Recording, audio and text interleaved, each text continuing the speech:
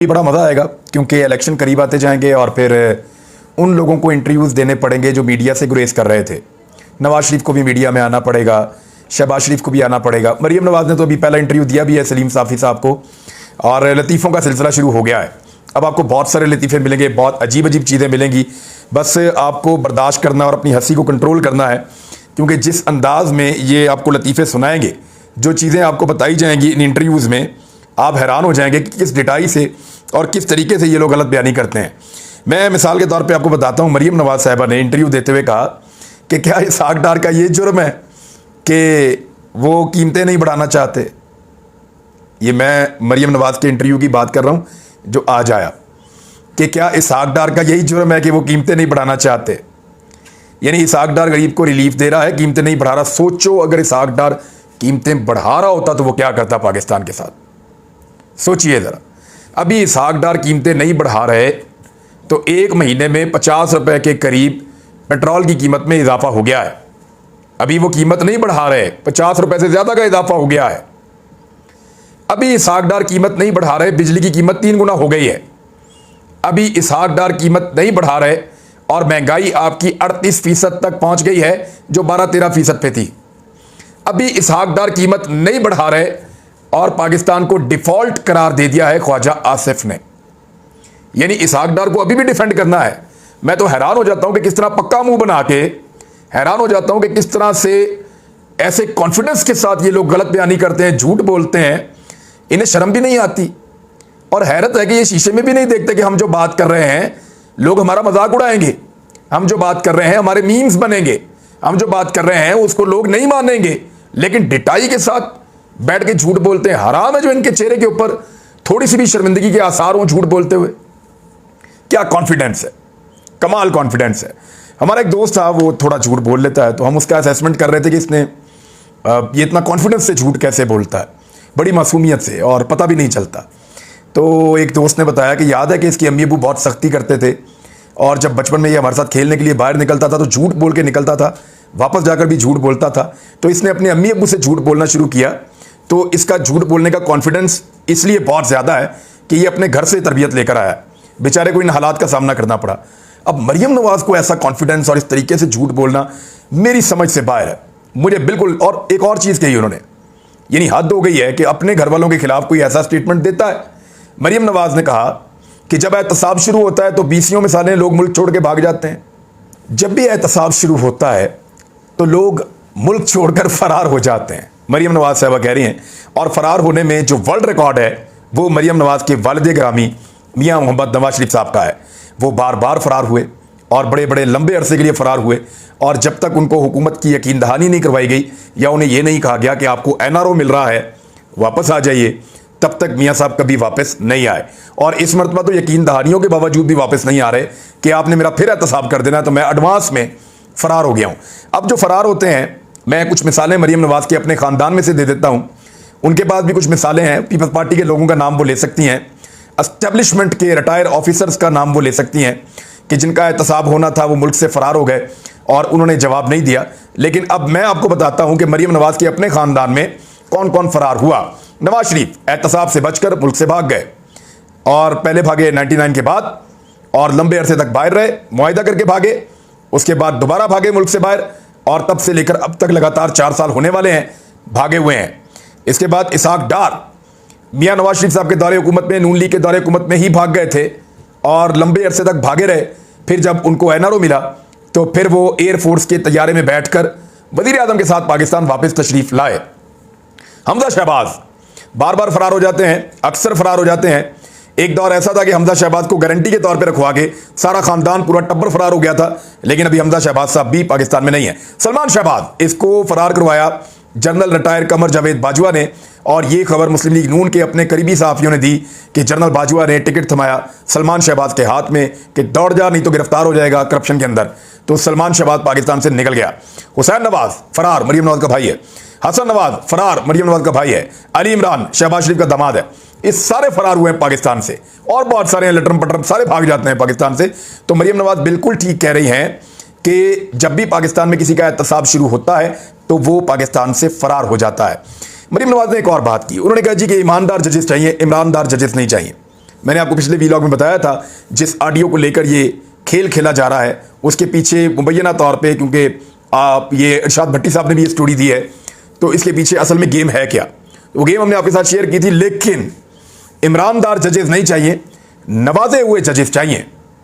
वो जजेस चाहिए जिनके साथ शहबाज शरीफ की ऑडियोज मौजूद हैं, वो जजेस चाहिए जिनके साथ मीटिंग्स की जा सकें, वो जजेस चाहिए जिनको ऑडियोज वीडियोज दिखा के ब्लैकमेल किया जा सके, वो जजेस चाहिए जो शरीफ खानदान की गुलामी करें और उनकी हर बात माने, वो जजेस चाहिए जो हमजा शहबाज अपने घर के तहखाने में मौजूद हो और उसको बिल्कुल भला चंगा हो और उसको अदालत आए बगैर जो है वो जमानत मिल जाए, और उसी अदालत में इमरान खान साहब को गोली लगने के बावजूद ये कहा जाए कि जब तक आप नहीं आएंगे तब तक जमानत नहीं मिलेगी। तो मरियम नवाज को इस तरह के जजेस चाहिए, और ये जजेस क्या नवाजे हुए जजेस होंगे, ये भी एक सवाल पैदा होता है। तो अब अदलिया के ऊपर मरियम नवाज जो अटैक कर रही हैं, मेरे ख्याल में अदलिया को इस पर रिस्पॉन्ड करना चाहिए। इमरान खान साहब ने इसका अशरे अशीर भी बात नहीं किया था, लेकिन क्योंकि पाकिस्तान की एस्टेब्लिशमेंट को इमरान खान से नफरत है या वो इमरान खान को पसंद नहीं करती, इसलिए इमरान खान का कहा हुआ छोटा लफ्ज़ भी बहुत बड़ा बनाकर मुकदमात कायम करवाती है एस्टेब्लिशमेंट, जबकि मरियम नवाज के बहुत बड़े बड़े अल्फाज और बहुत बड़े बड़े दावे जो हैं, बहुत बड़े बड़े इल्ज़ामात जो हैं, वो एस्टेब्लिशमेंट की नज़र में कुछ भी नहीं है, क्योंकि एस्टेब्लिशमेंट की इस वक्त मरियम नवाज फेवरेट हैं और ये पूरा टब्बर एस्टेब्लिशमेंट की गोद में है और बूट पॉलिश कर करके इन्होंने एस्टेब्लिशमेंट को खुश कर दिया है। जेल भरो तहरीक में इमरान खान साहब के बारे में एक प्रोपेगेंडा तो पहले मैं आपको बता दूं, मुख्तलिफ मीडिया चैनल्स पे PMLN ने यह खबर चलवाई कि आप ये खबर चलाएं कि बुध वाले दिन सबसे पहले इमरान खान गिरफ्तारी देकर जेल भरो तहरीक का आगाज़ करेंगे, और ये खबर जराए से इस तरह छापी गई कि जैसे पाकिस्तान तहरीक इंसाफ ने यह बात की है। तो ऐसा नहीं है, पाकिस्तान तहरीक इंसाफ की पूरी पार्टी ने इस बात की मुखालफत की है और उन्होंने कहा कि वर्कर्स गिरफ्तारियां देंगे, कुछ लीडर्स गिरफ्तारियां देंगे, लेकिन इमरान खान साहब गिरफ्तारी नहीं देंगे। और ये अगर गिरफ्तारी होनी है तो ये किसी मरहले पे जाके जब बहुत पीक पे सिचुएशन होगी तो उस वक्त ये गिरफ्तारी होनी है। ये बात पार्टी ने कही है और इस पर कंसेंसस है, लेकिन ये खबर जानबूझकर फैलाई गई ताकि बाद में जब इमरान खान साहब की बुध वाले दिन गिरफ्तारी ना हो तो ये सारे बगने बजाएं, रोला डालें कि देखो जी गिरफ्तारी का कहकर भाग गया। खबरें झूठी हैं, गलत छपवाई गई हैं। पहले एक गलत खबर छपवाई जाती है, फिर उस खबर के ऊपर रद्द अमल दिया जाता है। तो बहुत सियाणे हैं, लेकिन इनके अब ये पैंतरे पुराने हो चुके हैं, 90s के पैंतरे हैं। तो अब काफ़ी हद तक पाकिस्तानियों को इस बात की समझ है।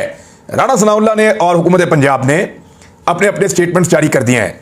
राणा सनाउल्लाह ने कहा कि जेल भरो तहरीक का ऐसा जवाब देंगे जो वहमो गुमान में भी नहीं होगा। एक तो राणा सनाउल्लाह का जेलों से कोई ताल्लुक नहीं है, वो सिर्फ वफाकी वजीर हैं, 27 किलोमीटर की उनकी हुकूमत है।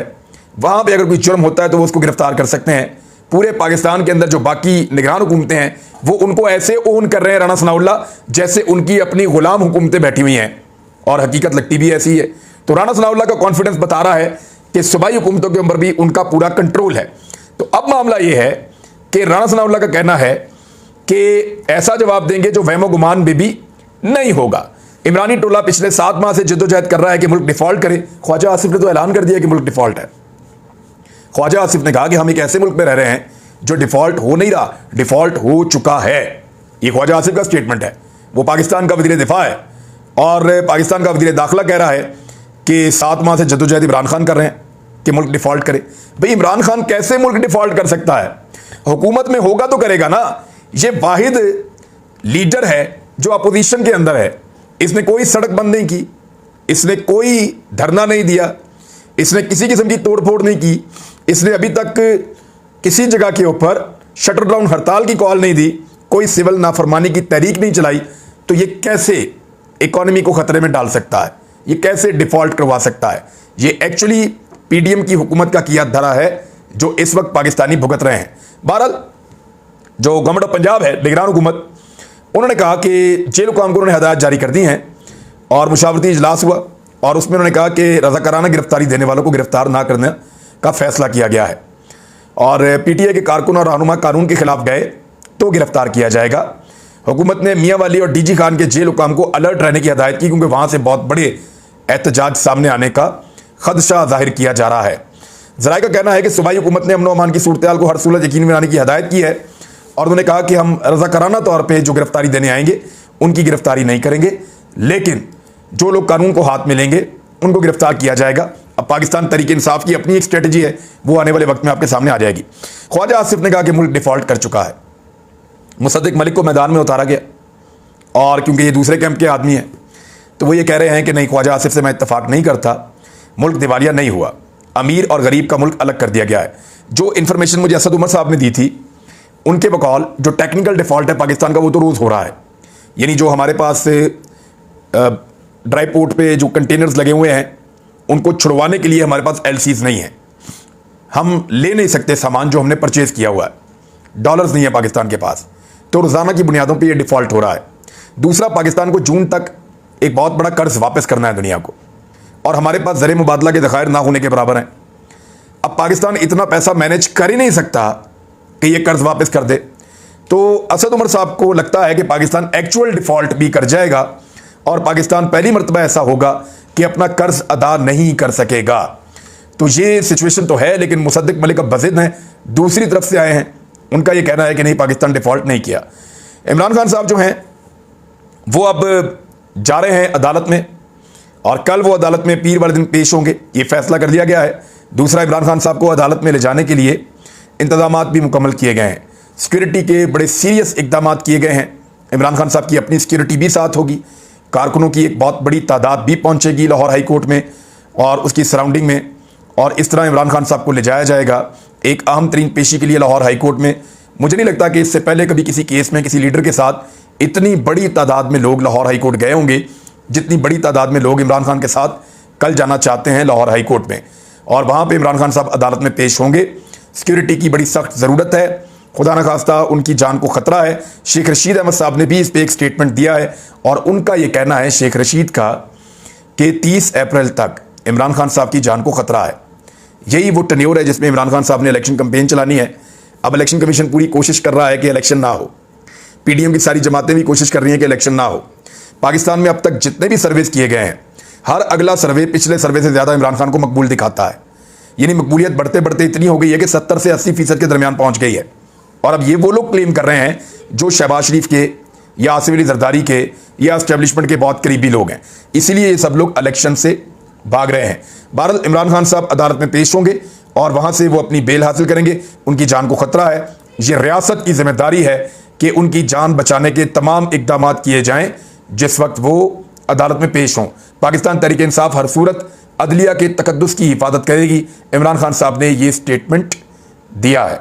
इलेक्शन कमीशन भी अब बिगड़ गया है, राना सनाउल्लाह का स्टेटमेंट भी आ गया है, ख्वाजा आसिफ का स्टेटमेंट भी आ गया है, यानी और मरियम नवाज वगैरह सब ये कह रहे हैं कि किसी सूरत भी सदर पाकिस्तान सूबाई इलेक्शंस की तारीख नहीं दे सकते।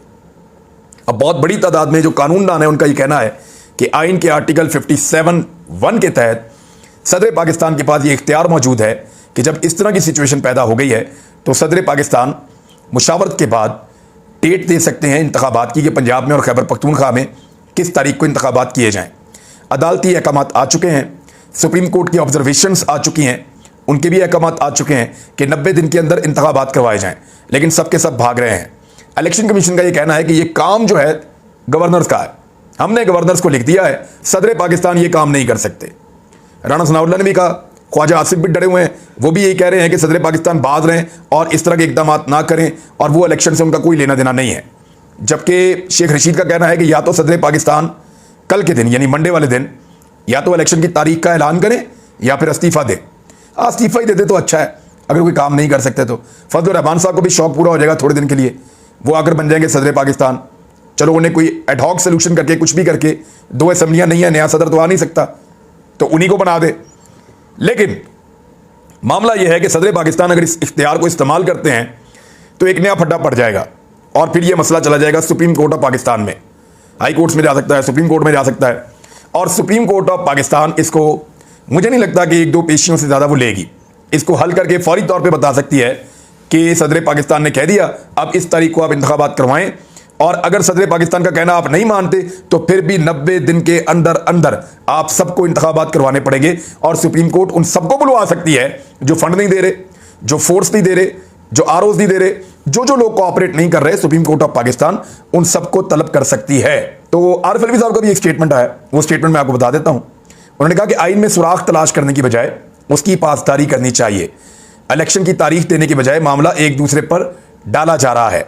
ये ना करें कि आइन की शिकों को किस तरह साइड पर रखकर इलेक्शन में तातुल का एहतमाम किया जाए। यानी कोशिश कर रहे हैं सारे कि इलेक्शन जो है वो ना हो। बहरहाल देखते हैं कि कैसे नहीं होता इलेक्शन। अब तक के लिए इतना ही। अपना ख्याल रखिएगा, अपने इस चैनल का भी। अल्लाह हाफिज़।